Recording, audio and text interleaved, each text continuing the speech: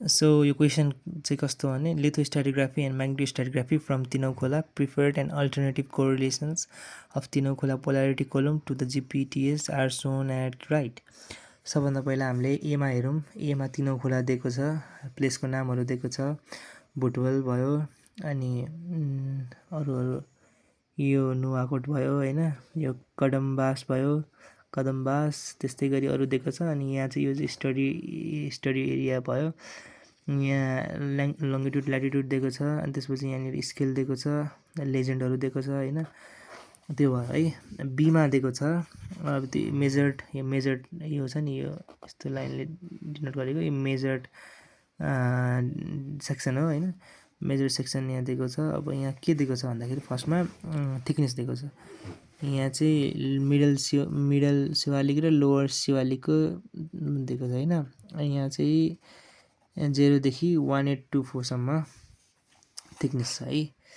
अब यहाँ जाऊँ म्याग्नेटोस्ट्याटिग्राफी। सो यो म्याग्नेटोस्ट्याटिग्राफी चाहिँ भिजिपी ल्याटिट्युडमा छ है। यो भनेको चाहिँ भर्चुअल जियोम्याग्नेटिक पोल हो है।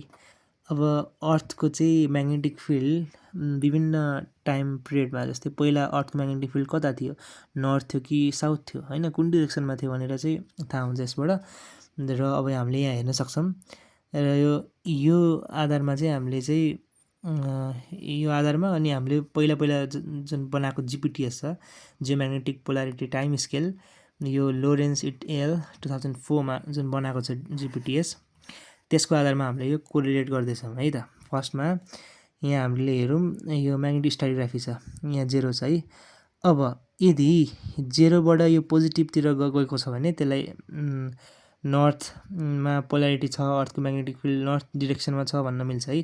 जस्तै हामी यहाँ हेरौँ त, यहाँ हेरौँ न ठ्याक्कै योदेखि यहाँसम्म है, मैले यसलाई सिधै यहाँ लगेँ र यसलाई सिधै यहाँ लगेँ स्केलले।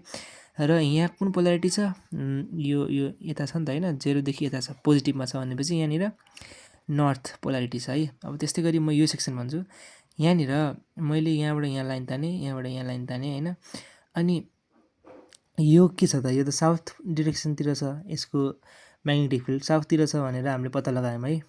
त्यसपछि पोलारिटी हामीले पत्ता लगाउँछौँ है। पोलारिटी पत्ता लगायो यसै गरी विभिन्न युज गरेर, जस्तै पोजिटिभमा छ भने ब्ल्याकले र नेगेटिभमा छ भने व्हाइट, सिम्पली बुझ्दाखेरि नर्थ अनि साउथ है, कुन डिरेक्सनमा म्याग्नेटिक फिल्ड छ भनेर। अब जिपिटिएसमा जाऊँ, Jio magnetic polarity time scale पहिल्यै दिएको छ, यो लोरेन्स एट 2004ले, त्यसले दिएकोमा हामीले कोरिलेट गऱ्यौँ है।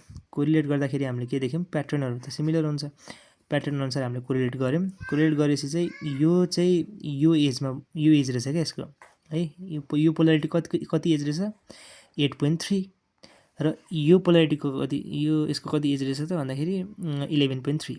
हामीलाई चाहिने भनेको थिकनेस र टोटल टाइम हो है।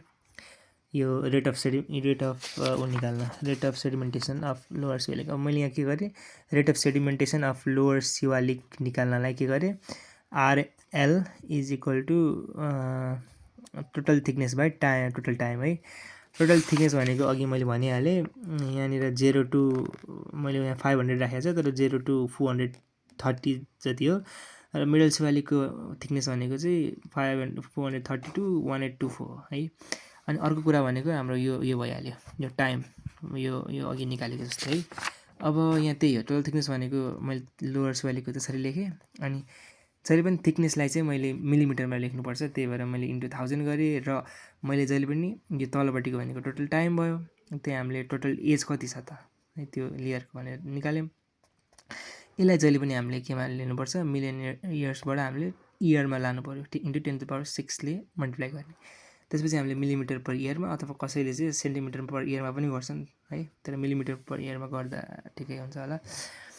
अब rate of sedimentation of middle Shivalik निकाल्ने। अब यो दुइटाको एभरेज निकाल्दा पनि भयो, तिमीले यो प्लस यो डिभाइड बाई 2 गरेर निकाल्दा पनि हुन्छ।